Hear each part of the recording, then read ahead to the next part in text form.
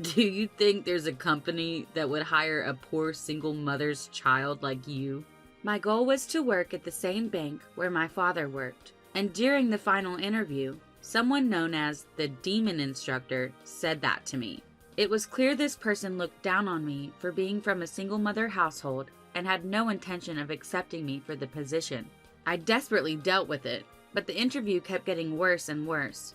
Finally reaching my limit, I took out my phone from my bag and called my father. That's because my father is actually the bank's... My name is Emma Miller. I'm a 23-year-old college senior looking for a job. My parents got divorced last year, so my mom is now a single mother. They both wanted to live their own lives. Naturally, I stayed with my mom, but my future plans were influenced by my father. My father is the president of the bank, the chief executive officer. This bank is the largest in the country, and I aspired to be a bank employee because I admired my father for working there. And tomorrow I have my final interview. Honestly, I'm not very good at studying, and when I said my goal was to work at the bank, my teachers and peers not only tried to stop me, but also ridiculed me. I thought it would all end after the interview, but looking back, it was really awful. One day, during my college life, "Hey Emma, have you decided where you're going to go after graduation?" Her name was Julia. She's a friend I met in college. For me, it's just the one choice, the bank. I answered her question without hesitation. Then, the people around us who had been listening to our conversation started to murmur. Did I say something strange? Just as I thought that, Julia spoke up first. "You know, Emma, it's hard to say, but I think you should know your place." Huh? To my surprise, someone I thought was my friend was insulting me. As I tried to argue back in frustration, another guy approached me and said, "It's impossible for you. That place is the largest bank in the country, you know. It's the most difficult to get into from this university, with only one person getting a job from there in the past 10 years. I know that. Of course, I haven't told anyone around me that my father is the head of the bank I'm applying to. If I did, people would likely say I got through the back door, considering my abilities. If that happened, I'd be causing trouble for my father, and it would be painful to feel like my skills aren't good enough. I didn't like being talked about, especially when it wasn't true. Emma, I'm saying this for your own good." Well, I don't need your advice. As I looked around, everyone's eyes were on me. Their cold stares pierced my heart. Why do I have to hear this? As I thought that, the teacher, who had noticed the commotion, came over. "What's going on here?" The boy from earlier answered. "Miller says she wants to work at North Trust Bank." At that, the teacher's face also tensed up. And then she said something unthinkable. "Are you taking society for granted?" Even the teacher, who was supposed to be on the student's side, denied my dream. There was no one there to stand up for me. Well, if I want to go there, what's wrong with that? Of course I objected, but the teacher piled on more. "You're naive. My father is an interviewer for North Trust Bank. They say he's a demon interviewer." The teacher's surname was Anderson, a 29-year-old woman. So if I encountered an interviewer with the same surname Anderson, it would likely be her father. "A demon interviewer, you say?" "Yes, that's right. My father doesn't like new talent. He says it's good enough if he interviews 100 people and hires 2. Was it the Sun Plaza branch? And you're from a single mother household, right?" I wondered why she would ask that, but I honestly answered yes. Then the teacher showed a sinister smile. At that time, I had no way of knowing the reason for her smile. The argument ended with the bell signaling the start of class. But from that moment on, the way people looked at me grew colder. My friends, starting with Julia, whom I thought was my friend, and my classmates who attended classes with me, distanced themselves from me. It was as if they didn't want to associate with a fool. Their reactions became worse with each exam I passed. The North Trust Bank exam process had 4 stages. The first stage was a written test. The second and third stages were interviews by people from the head office. In the fourth and final stage, interviews were conducted by the person in charge of hiring for the desired work area and the head office hiring manager. In other words, it was an interview with the highest ranking hiring manager. By the way, I wanted to work at the bank at the Sun Plaza, and I had managed to pass the third stage. Why, how did you pass the third stage? Even those who had looked down on me were now surprised and anxious about my progress. That's because most of them had failed their desired company's second stage interviews. It had been 3 months since the job hunting season began. In my class alone, there were no confirmed hires. The atmosphere was filled with panic, envy, and jealousy.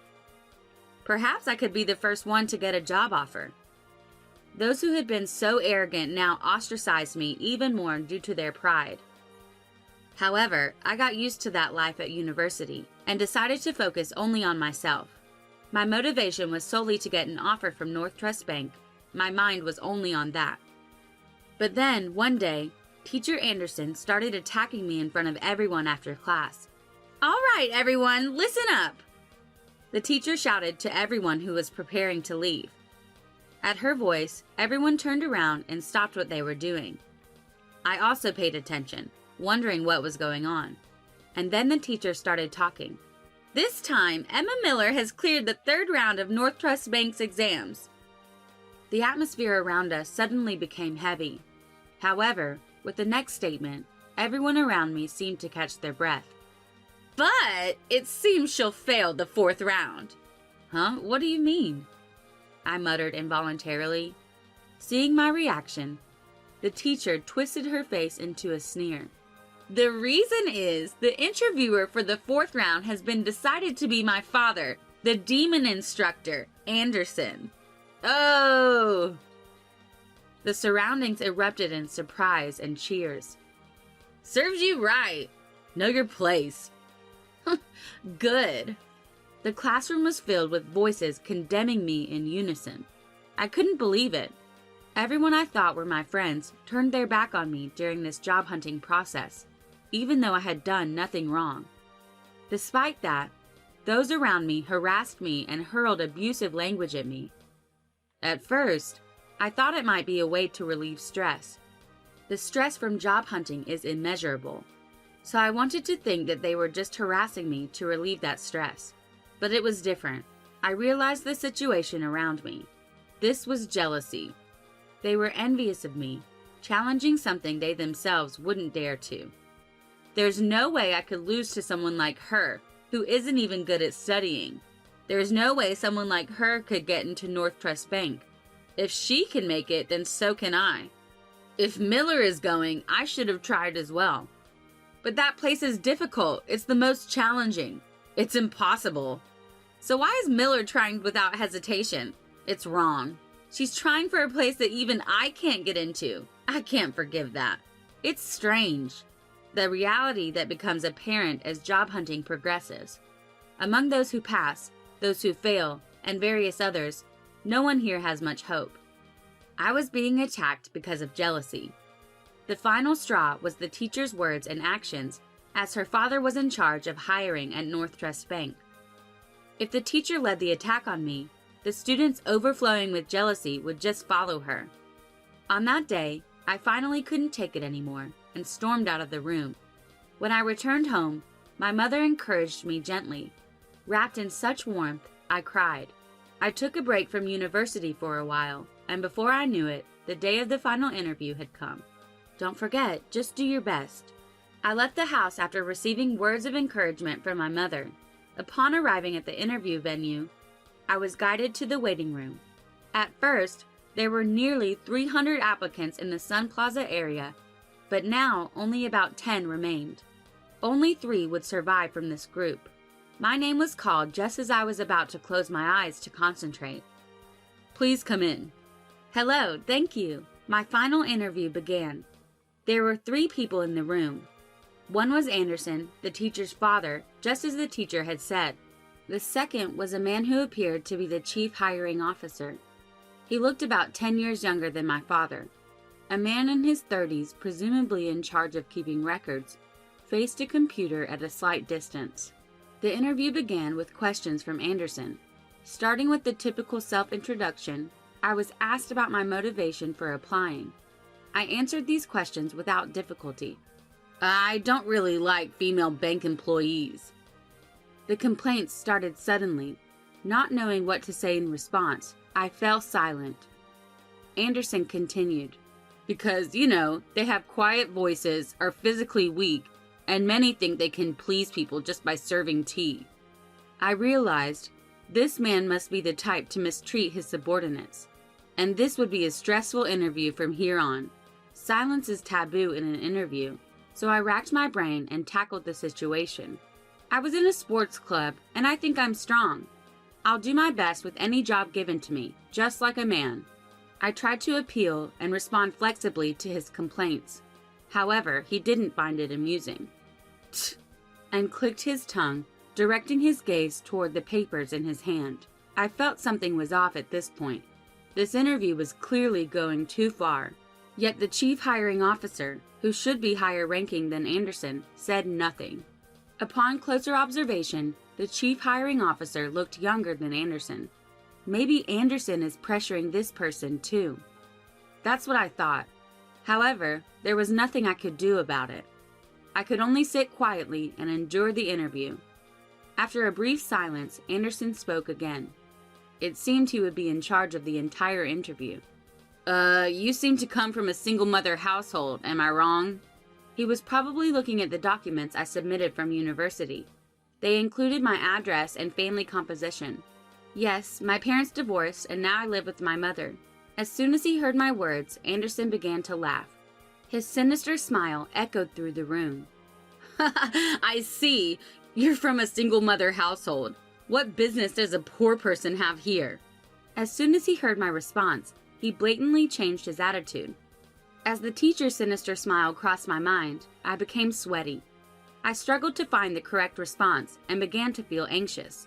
But it was Anderson who started talking first. Do you think there's a company that would hire someone from a poor single-parent family like you? He said that while mocking me. Huh? Just because I'm from a single-parent family, I won't be hired? You're going to assume I'm poor? I couldn't help but raise my tone. Of course, Anderson reacted to that. It was as if he had been waiting for me to fight back. Should I take your attitude as defiance toward me, your interviewer? Ugh. I was frustrated, but I couldn't say anything back. The bank my father worked at, which I had always admired. I don't want to lose because of this one man, but I don't know what to say in return. Why don't you say something? Anderson further pressured me. The moment I heard those words, something inside me snapped. My consciousness fell swiftly. I became incredibly calm, to the point where I couldn't believe it myself. Understood. Anderson seemed puzzled by my response. While staring at him, I stood up from the hard metal chair. Hey, what's with you suddenly standing up? Finally, another person spoke, having been sitting the whole time. You've finally gone mad, huh? What do you plan to do? I know about you because I've heard from my daughter. It seemed that the teacher and Anderson had shared information. Is this not a leak of information? Well, that doesn't matter now. I took my phone out of my bag and suddenly started making a call. What are you doing, making a phone call? Are you making a mockery of this interview? Stop it now or I'll reject you right here. Anderson threatened me, but I wasn't fazed at all. Then I spoke into the phone. Hello, Dad? Your father? What can a person from a single-parent family do clinging to their separated father? Was that the laugh from the hiring manager? Yes, that's right. A guy named Anderson. Hey, Dad, can you come to the interview room now? Of course. I just finished visiting a nearby branch, so I'll be there in 10 minutes. Wait for me there. Okay. And so, I hung up the phone. The person in charge of recording was staring at me with wide eyes, surprised by the unusual scene. And of course, the one who reacted the most was Anderson. Pointing at me, he said, You're finished. Making a phone call during an interview? Unprecedented. There's no way you'll pass. Go home and go to bed or something. I finally decided to argue back against him. I couldn't take it anymore. This isn't even an interview. It's you who's finished, Mr. Anderson. The chief hiring officer and the recorder were astonished by my sudden confrontation with the interviewer. Judging by their expressions, no one had been able to stand up to this man's abusive behavior until now.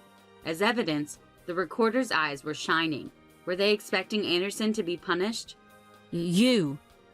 Anderson slammed his right hand on the table with all his might. A loud thud echoed throughout the room. The men were surprised, but I didn't flinch. And then I spoke to Anderson. "Brian Wilson, you know him, right?" For a moment, Anderson had a look on his face as if I had hit a nerve with my question. He immediately countered. "Are you mocking me? There's no way anyone wouldn't know the president of this bank." To Anderson, who was confidently showing off his composure, I added some more words. "So, if my last name was Wilson until recently, would you think it's a coincidence?" Time seemed to stop for the three of them. The chief hiring officer and the recorder stared at me with wide eyes. Anderson then stood up from his chair and muttered, "What did you say?" His face showed a somewhat uneasy expression. "Emma Wilson. That was my full name until recently. My father is Brian Wilson. Yes, the president of the bank, 63-year-old Brian Wilson." "What? You've got to be kidding. This can't be happening." Anderson let out a strange scream. This was no longer an interview, but at that moment, my father entered the room as the door opened. He then said words that echoed my own feelings. "This is hardly an interview at all. Mr. Wilson, thank you for your hard work." The two men stood up and greeted my father as soon as they saw him enter. I looked at my father and felt that his presence was extraordinary. The president... Anderson's face turned pale as he muttered. His mouth remained opened. My father then spoke to him. "Hey, Anderson, what were you doing to my daughter, huh?" My father was a big man who had practiced judo. And now, with his shaved head and a scar on his forehead, he looked intimidating. His deep, resonant voice was one that everyone found frightening. Even the confident Anderson, the moment he heard my father's voice, "Yes, sir," squeaked out. "I don't want to hear your answer." And Green. It seemed that Green was the chief hiring officer. This was my first time learning his name because the nameplate was bent and I couldn't see it. "Yes, sir. Aren't you the chief hiring officer? Have you let this tyrant run wild until now?" "I'm very sorry." The man called Green bent at a 90-degree angle and bowed. The young clerk looked scared at the sight. Even he, who had done nothing wrong, was drenched in sweat. "Hey, clerk, what's your name?"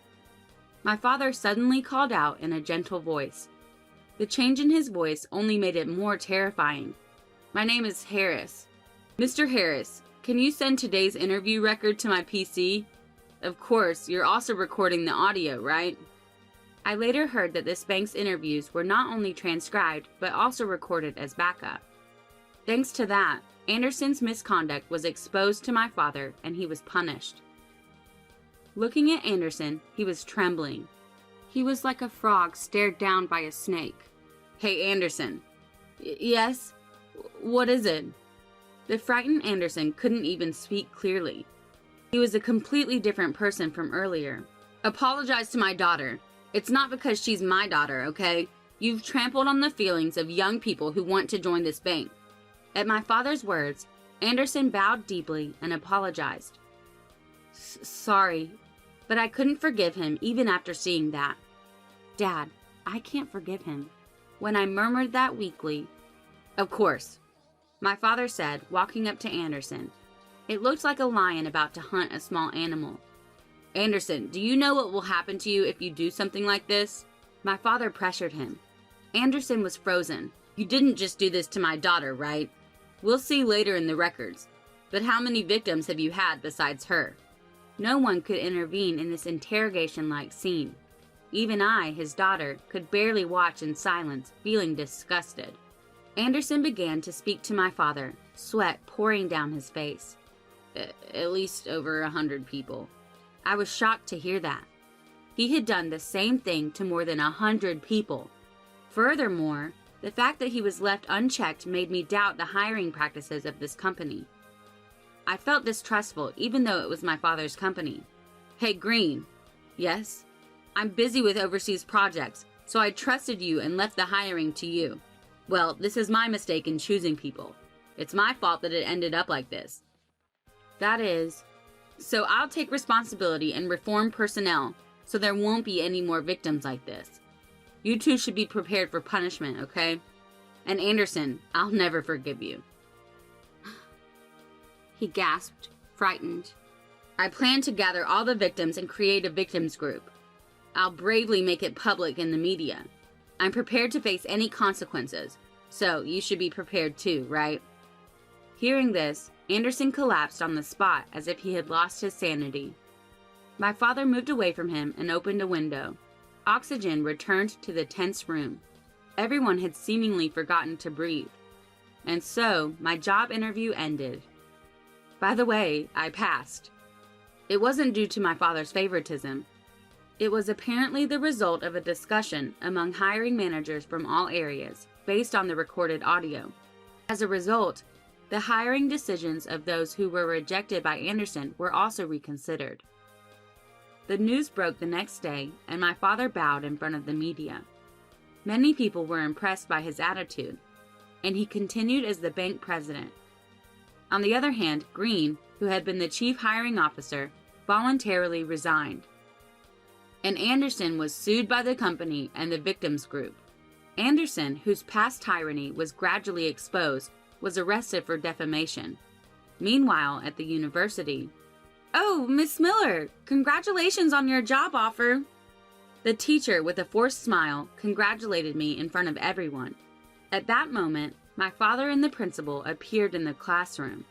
And then, "Miss Anderson, this is Brian Wilson, the president of North Trust Bank." "Oh, yes, I've seen him on TV, so I know who he is." "And he is Emma Miller's father." "What? What did you say?" I added to the surprised teacher's words. "He's my mother's ex-husband and my father." My words caused a stir in the class. "Is that so?" Humans have a tendency to flatter those with power. When they realized I was the daughter of the bank's top executive, everyone in the classroom became agitated. It was as if they had wished they had been friendlier to me. "Miss Miller's father is the president of North Trust Bank." The teacher, upon learning the truth, became an empty shell. The principal then said to the teacher, "This school is able to operate thanks to the support of Mr. Wilson's bank. But it seems you've been bad-mouthing Mr. Wilson's daughter along with the rest of the class, haven't you?" "Well, that is—" "Never mind the excuses. Tell me only the truth. Is it a fact?" Pressed by the dean, the teacher finally hung her head and admitted, "Yes. Mr. Wilson wants to discontinue support for this school. If those who harassed Miss Miller voluntarily leave the school, he says the support will continue." "What? Leave the school?" "If you decide to stay, we intend to charge you the entire amount of the discontinued support. Naturally, I don't think you can afford it. So what will you do?" The choice was clear to me as I listened. The teacher seemed to understand as well, and ultimately resigned from the school effective immediately. As they left, they apologized to me, but their voices were so quiet that I couldn't make it out. In the end, more than half of the classmates who had attacked me together withdrew voluntarily from the school. When my father said, "Those who don't come forward before my daughter names the culprits will be considered for legal action," one by one, they confessed. Given the power on display, it was a natural outcome. Ultimately, those people escaped legal action, but their enrollment in the university was not recognized. With my father's help, I secured a job offer, and my path after graduation was set. All that's left is to do my best for the remainder of my college life. My life is